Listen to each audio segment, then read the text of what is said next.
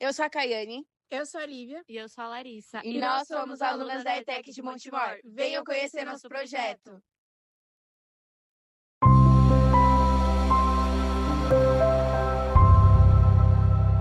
O nosso projeto se chama O Jogo do Pensar, estimulando o pensamento reflexivo por meio de práticas pedagógicas. E ele tem como objetivo estimular a curiosidade natural dos estudantes, oferecendo experiências práticas de aprendizado através de experimentos simples, capazes de responder questões comuns sobre o mundo que as rodeia. As atividades pretendem estimular a criatividade, o questionamento, o raciocínio crítico, a observação e o entendimento sobre os princípios básicos da ciência, principalmente o desenvolvimento e o estímulo do pensar sobre diversas situações. Assim, intensificando o aprendizado, expandindo a imaginação e proporcionando a inovação.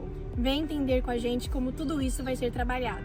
Para fazer a base teórica, a gente pode usar o Hudson no livro Ensinar a Pensar. Ele destaca que o que mais diferencia a gente dos animais é a nossa forma criativa e reflexiva de pensar. Segundo ele, aprender não é só decorar informações para uma prova. Na verdade, é desenvolver a habilidade de analisar, questionar, buscar solução, com autonomia. E ele defende que a escola deve ser um espaço que, de forma ativa, impulsiona isso, sabe, com propósito. Inclusive, ele tem uma frase aqui no livro que fala assim: pensar é uma forma de aprender, uma forma de perguntar pelos fatos.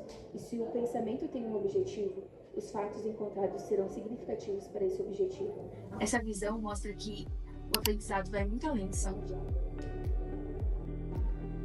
Sim, e a abordagem de Hatz, ela se iguala muito com as contribuições da educadora Maria Waleska Cruz, que debate muito acerca da importância da pesquisa como um elemento essencial no processo educativo. Ela acredita que, dentro das escolas, a pesquisa deve ser incorporada sempre unindo a teoria com a prática, pois isso é uma coisa essencial, porque ela está criticando o método tradicional de educação, que se baseia apenas na transmissão de conteúdos, porque isso restringe a capacidade investigativa dos estudantes. Então, de acordo com ela, vai muito além de uma simples coleta de dados. O negócio deve abranger um processo de problematização, análise, síntese. Tudo isso é crucial para a formação de um pensamento crítico. Então, ela sempre faz essa crítica de que sempre deve ter a teoria com a prática. E também que os professores não devem ser transmissores de conteúdos, mas sim mediadores do conhecimento. Outro autor que também destaca a importância do pensamento reflexivo como um processo ativo de análise crítica que vai além de simplesmente receber informações é John Dewey. Para ele, aprender envolve questionar, refletir e buscar sentido nas experiências. Dewey defende que a educação deve estimular a participação ativa dos alunos, incentivando a curiosidade, a abertura para novas ideias e a organização do pensamento. Assim, aprender não é memorizar, mas pensar de uma forma autônoma e crítica.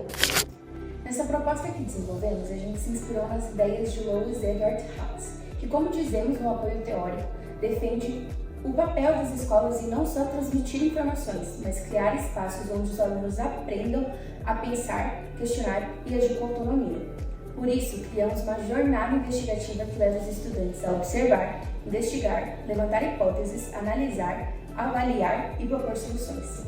Tudo isso de forma prática, conectada com a realidade, em colaboração com os colegas. A partir dessas etapas, os alunos vão construir uma ficha de dados, que funciona como um plano de pesquisa.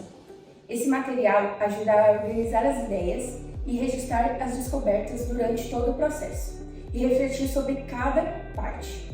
Assim, além de aprenderem o conteúdo, eles desenvolvem a experiência de construir um plano de pesquisa que é usado em várias pesquisas científicas. E aí, além dessas 6 ações de Hatz, a gente também desenvolveu algumas práticas pedagógicas que também são baseadas nesses 3 pensadores, com as ideias deles. Um exemplo disso é o jogo da memória reflexiva, que ele vem com o objetivo de causar um pensamento reflexivo, instigar a curiosidade e também o pensamento crítico dos alunos. Então, esse jogo da memória, ele basicamente vai ser dividido em temas diversos que são super importantes dentro da nossa sociedade atual, como a desigualdade, a pobreza, o desemprego, problemas ambientais, a violência. Então, quando a gente aplica esse jogo da memória nos alunos e para eles desenvolverem uma atividade, a gente está propondo um desafio para eles de tentar entender por que essas situações acontecem, quais fatores acarretam a esse tipo de problema, a essa situação. Então, mesmo que eles formulem ou criem hipóteses que estejam erradas, o que está sendo valorizado dentro dessa prática pedagógica não é o que é certo e o que é errado, mas sim um esforço autônomo próprio que eles desenvolvem e desempenham durante a atividade que vai estar sendo apresentada a eles.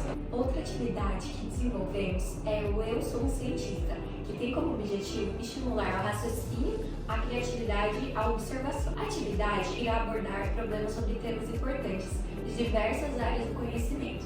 E para ajudar ainda mais, usamos a técnica 6 chapéus, desenvolvida por Edward de Bono, que são jeitos diferentes de analisar um problema. No fim, tudo isso prepara eles para serem mais críticos, criativos e atuantes na sociedade.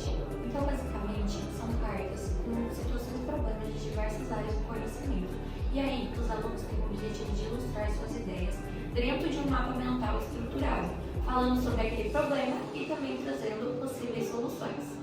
Agora, fiquem com algumas imagens de como foi o processo de aplicação das práticas pedagógicas.